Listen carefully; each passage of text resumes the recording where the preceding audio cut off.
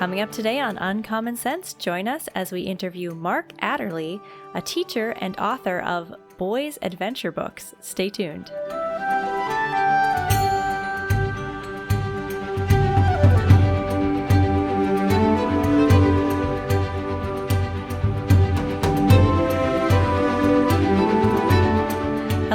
Welcome to Uncommon Sense, the official podcast of the Society of Gilbert Keith Chesterton.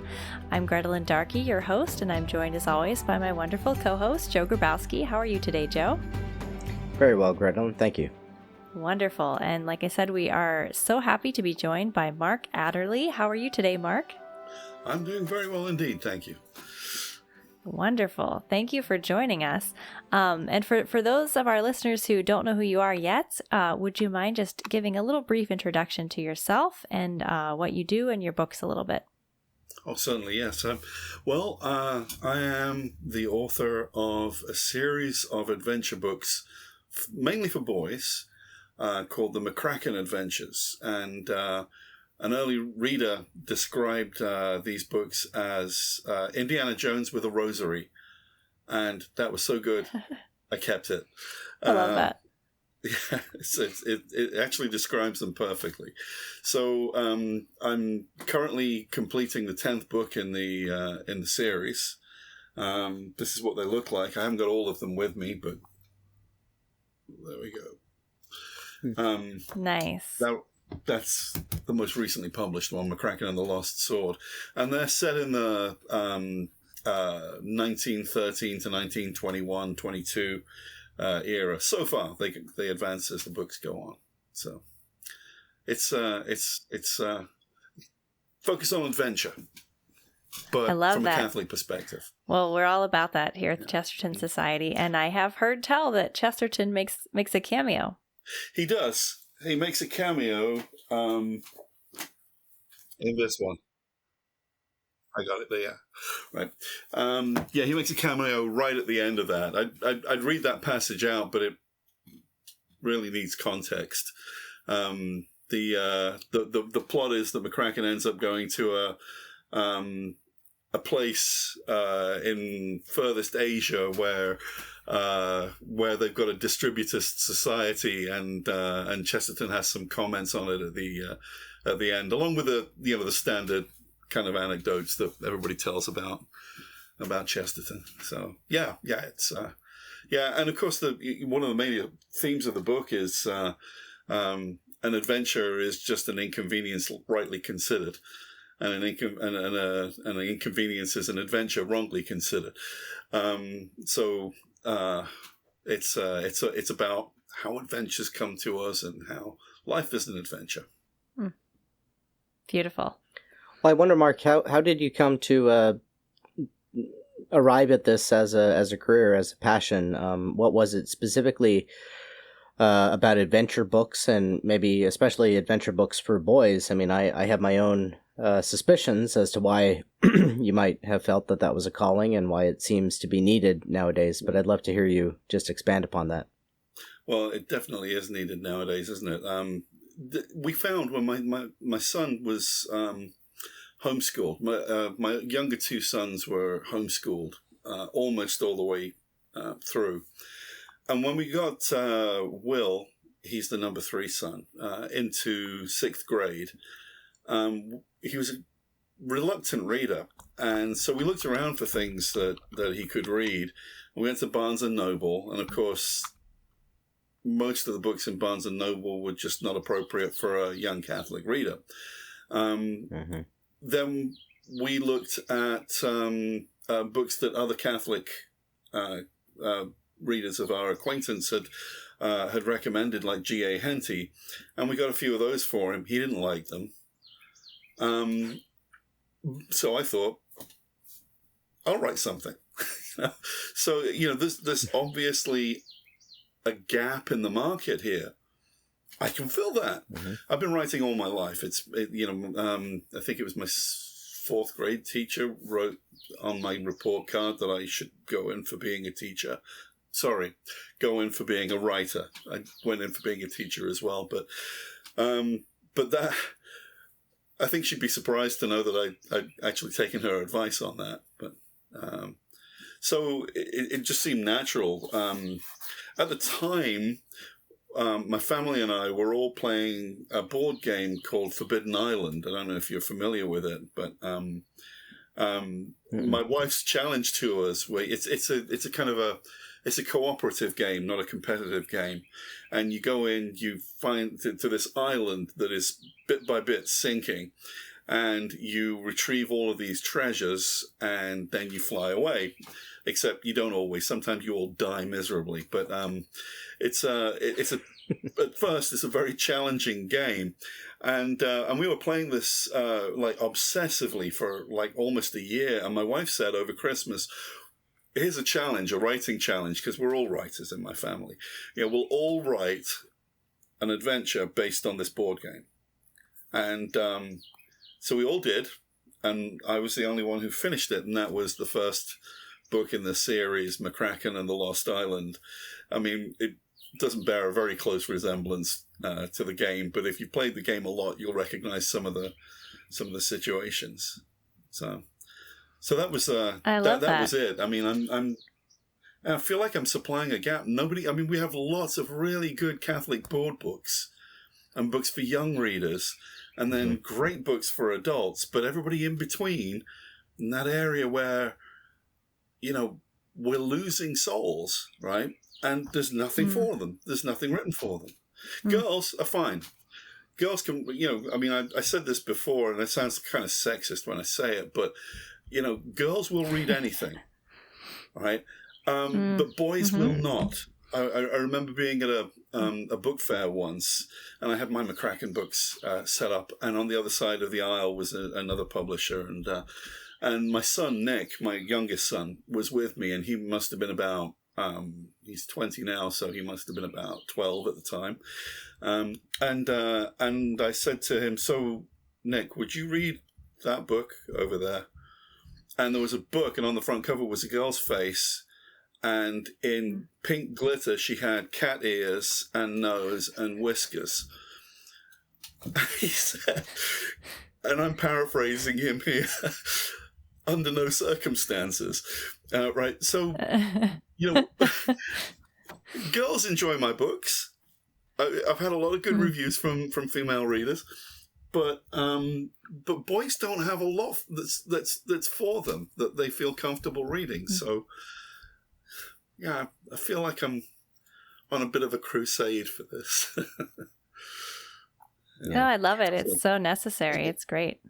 Yeah, it is, and even from the time of Chesterton, I think we see that there's a certain orientation. Well, we all know this about human nature and maturity, especially during the teenage years. Famously, girls do tend to sort of mature, and I think start to think about life maybe in different ways pretty quickly. And so I think that some of the standard, things like Jane Austen or the Brontes become accessible to girls kind of earlier on.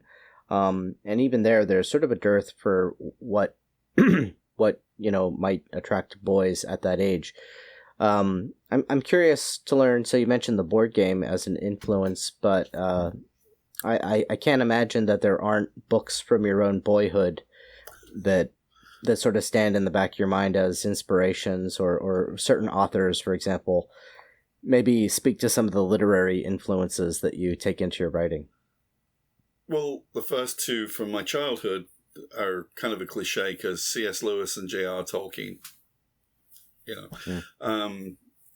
I spent a lot of time. I'm a convert to Catholicism, and actually, when I met my wife, which is in the late Cretaceous period, I was posing as an atheist, and I had been for about 9 years at that point. And I always say that C.S. Lewis kept me honest during those years. And my actual conversion book is the Screwtape Letters, but it all really began for me when my teacher in 3rd grade read us the line "The Witch in the Wardrobe." And I still check wardrobes in hotels whenever I go to stay in one now, because, you never know. You just might find your way in. That's right. And that was a very long time ago. But when she'd read that, and then in the next year, my next teacher read us Prince Caspian. I got my parents to order the box set, and I read them to ribbons. I mean, like my sister still has that very boxed set. I saw it last time I was in England, and but it's been read to pieces. It's not in good shape anymore. But I read them and read them and read them and read them. Other influences would be there's a British author called Enid Blyton who wrote a lot of not very good adventure stories with children in them. I read a lot of those on vacations when I was a kid. The Biggles books, not very well known outside of the United Kingdom, but good, thumping good adventure stories there. A lot of them. What else was there? When I was a little bit older, and a lot of Catholic readers kind of blanch when I say this, but Ian Fleming was a big favorite of mine. And his style, I think, rubbed off on me a little bit. Not his content, but his style. So what else was there? Tolkien when I was a little older than that. I think those are the major influences, though. Those are the ones that really sort of drew me in. Yeah, has Chesterton been influence on you then? Mm-hmm. Absolutely, but not as a child. Not as a child. Chesterton. When my wife and I were first married, and I first became a Catholic, we were in a bookstore and found the complete Father Brown stories, and we read them to each other over a period of a couple of months, and that was a magnificent experience. I went on to read The Everlasting Man, and promptly forgot all about it, but remembered everything in it, if you see what I mean. It was a funny thing, but about 10 years afterwards, I came back and I reread it, and I didn't realize that the ideas in The Everlasting Man were actually his ideas and not mine. I thought this is just the way I believed, history worked. And no, it came from Chesterton. When I was teaching in college, because before I was a high school teacher, I was a college teacher for many years, I did argue that you could learn everything that you needed to know about academic writing just by reading C.S. Lewis and G.K. Chesterton. And so I assigned them The Weight of Glory by C.S. Lewis, and there's an anthology. Dale edits it. It's what's it called? The Apostle of Common Sense. Yeah, I think it might be that. Something like that. Anyway, it's like the 100 or so best G.K. Chesterton essays, and we spent a long time analyzing those, and so that was I mean, Chesterton has been a very, very profound influence on me. He's the clear thinker that killed modernism, as far as I'm concerned. Amen. So were you influenced at all by his clearly he's influenced your thought a whole lot, but as far as the stories, like things like Man Alive or The Man Who Was Thursday, like any of his novels influenced your thoughts on your plots or anything? I wouldn't say they really influenced my writing of my own books, but I do get a lot out of reading, especially the Father Brown stories. But the Man Who Was Thursday is one that I keep going back to over and over again. And there's some of his poetry, like the Battle of Lepanto and the Ballad of the White Horse. By nature, I'm a medievalist. My other books for adult readers are on the Arthurian legend, and that's that's my big thing. So. The Ballad of the White Horse and King Alfred, that really speaks to my heart as well. So Chesterton, big influence on my teaching and on my life in general. Belloc, Hilaire Belloc is another one. I'm using a lot of his books for teaching history in the coming years. Wonderful. Yeah. So yeah. No, he had a very balanced take on history, and more so than probably a lot of English speaking historians that we have available today. So. Yeah, it's a funny thing. I read how the Reformation happened, and I thought, well, surely this is polemic. This is just Belloc sounding off. So I double checked him against Christopher Dawson, and then against, I think the name was R.W. Southern, who was a Protestant historian, and actually a vicar in the Church of England. And no. Everything Hilaire Belloc says is absolutely on the money. It's exactly right. It just sounds like polemic because it was that bad. It was crazy, yeah. Wonderful. Yeah, I can't help but notice the sort of touch points of similarity, the way that you've described coming to write that first book, and even the description of that board game. It does ring a bell. I know that I haven't played it, but I think I've maybe... I have quite a collection of board games, and I'm sure that I've seen it on the shelf and considered getting it. But that image is so central to Chesterton of the island and of discovery. Well, he uses the image of Robinson Crusoe, and how he speaks about this in Orthodoxy, for example, how all of good is treasured good recovered from a wreck. This is his way of kind of describing the good in the world after the fall. Maybe speak to that.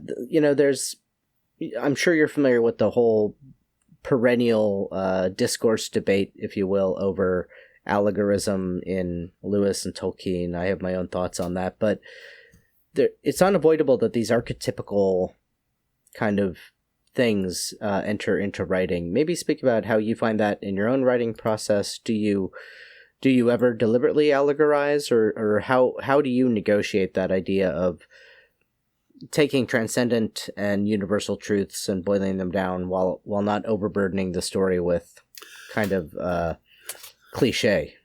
Yeah, right. Yeah, you've got to be aware of pontificating. I think fortunately, the ones who pontificate in my books most are the villains. I find, it's a cliche, isn't it? Right? Oh, here comes the villain. He's going to monologue for a while, and but the curious fact is, bad people do. Just turn on the TV and watch a political debate. Evil people want to tell you everything about themselves. And to me, the most rewarding part of writing a McCracken book is the moment when the villain gets to monologue and McCracken cuts him down with some kind of theologically correct statement, or some obvious observation, like in the one I'm writing right now. The communist villain is talking about how he wants to help out the people of South America who are like his family, and McCracken looks around at all the shacks that they're living in, and the mud and the misery, and he says, "This is a fun way to treat your family," or something like that. That's those are the things that I live for. But allegory. I think that, tell me if you agree with this, Joe, but I think that there was some mistaken terms in that disagreement between Lewis and Tolkien. Tolkien's disagreement with allegory was with things like Everyman and the dream of the romance of the rose, right? Where you've got characters called Patience or Eros or something like that, and that's how they behave. They behave exactly like that. Well, what Tolkien's idea was that took the privilege of interpreting the text away from the reader. and sort of forced an interpretation upon him, and I gotta agree with Tolkien there. Was the Lion, the Witch, and the Wardrobe allegory? I don't think so. There's because you can't say. You could say Aslan is Christ, but Christ is not a lion. You could say, Edmund is like Adam. And there's an original sin there, but Adam didn't have a father, and Edmund did. Edmund has a brother and two sisters, and Adam didn't. So the one-to-one correspondence you find in allegory is not there. I think the other disagreement they had was over Father Christmas, and it's always been the most awkward part of the book for me. I still like it, but it doesn't seem to quite fit.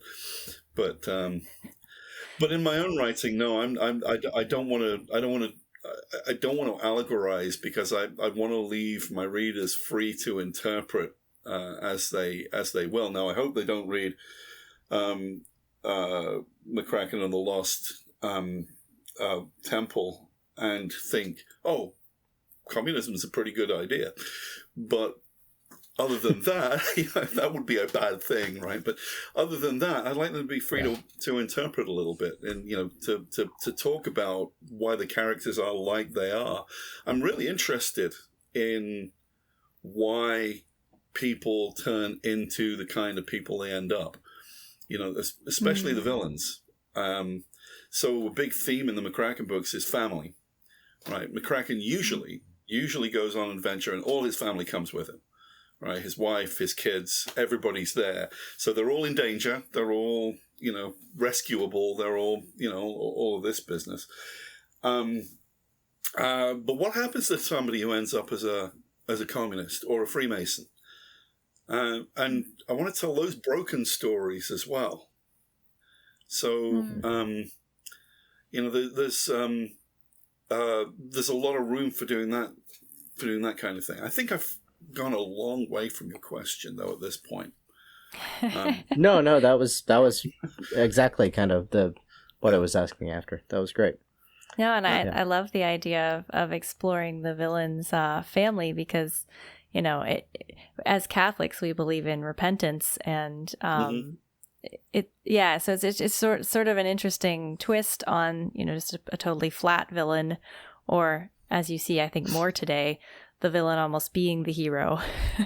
So it's nice to get an idea of the villain as a villain, but they still could have a backstory. They still can have a chance maybe to repent or what have you. Very, very, I like that. That's interesting. Good, nice thing to teach kids at an early age too, that like these kinds of things happen because of your choices, and good to be aware of all that.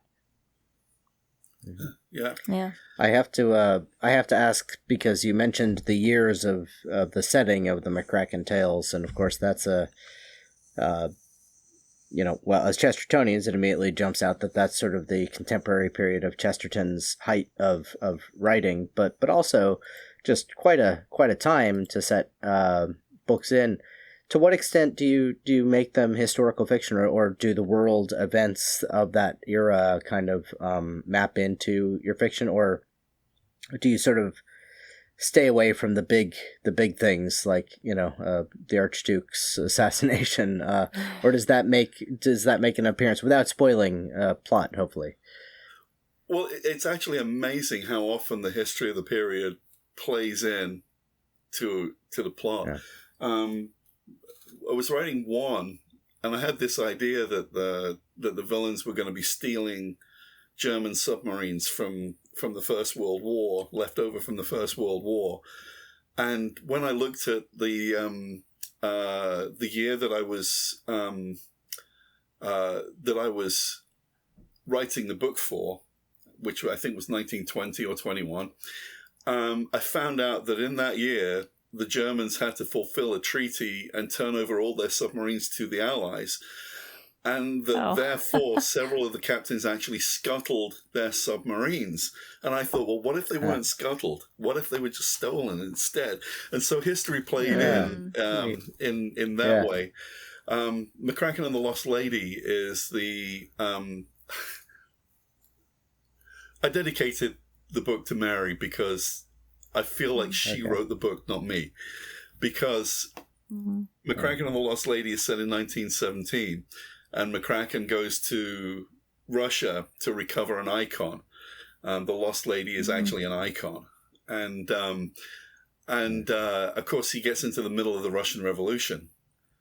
But he tracks down the icon, and it's supposedly lost in a monastery. Well, it turns out it's not a Christian monastery, but a Buddhist monastery in Asia. And when he's there, it's something like November 1917, and it tied in perfectly with the sun dancing in Fatima in Portugal.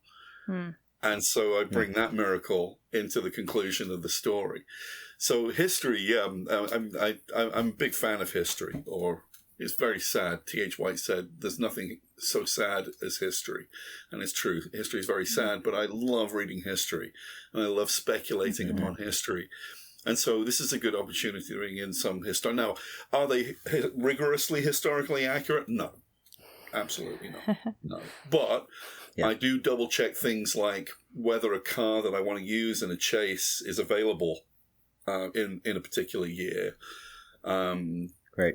You know, what kind of engines would this aircraft be using, and how could you upgrade to something better? Things like that. Yeah, he's an engineer. McCracken is an engineer. I'm sorry. Oh, and just the things that I would imagine too that a young boy might want to actually check on and look up. Yeah. I was very flattered by a review that said that I made the science and the engineering sound compelling. I'm not a good scientist. I found science really boring in school. I find it fascinating now, but at the time, when I was a kid, it was the most dreary thing I'd ever encountered. Math, But when you actually look up some of these things, like one of them, how to build a battery, that was great. I really enjoyed that. That was a fun little discovery, and of course I turned it into a couple of pages of technical description there, which apparently is not totally boring. So excellent. Well, a very pragmatic question, because I think we're getting up close to the end here, and we would be remiss not to let our listeners and readers know twofold, kind of where can they find these works, but also is it important to read in order? Do you think you can jump in at any point, or how do you recommend going about reading the works? Well, to answer the second question first, I write them very carefully so that you don't have to read them in order. Nevertheless, people like to read them in order, and and the characters do develop over the course of the 10 novels. McCracken is not the same person in book 10 as he was in book 1. So, I mean, it does give you a kind of a continuity to read them in order. But you don't have to. So there's that. I do try, and people don't do what I want them to do, so just want to read them in order. So, okay, that's fine. As for where to buy them, my website is markadderley.com. Let me double check that. Yes, markadderley.com with a hyphen, not a dash, but a hyphen between the first name and the last name. You can buy them from my website. You can also buy them from Amazon. That's it. That's really it. All right. Yeah. Wonderful. Great. Well, thank you so much for joining us. Any last words of, I don't know, advice to young writers or readers, or anything you'd like to say here at the end? Well, yeah. As a matter of fact, the McCracken is published by a company called Scriptorium Press, and that's an LLC that I own, and we are dedicated to publishing the works of Catholic authors who can't really get published in the traditional, Ignatius Press, TAN books. TAN's just around the corner from where I live. It's a good publishing company. I love them, but they don't publish my kind of book. Yeah. The Catholic literary renaissance is what we're after at Scriptorium, and if you have a manuscript, please send it to me. Wonderful. I don't want Scriptorium Press to be all about the McCracken books, although, I don't mind.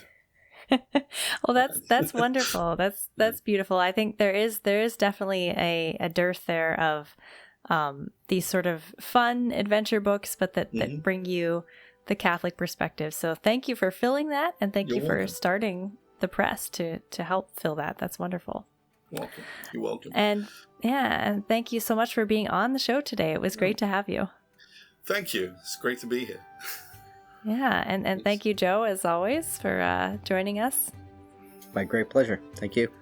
And thank you all for watching and listening. Please don't forget to like and hit that subscribe button so that we can help YouTube understand that we need to get to more and more and more people.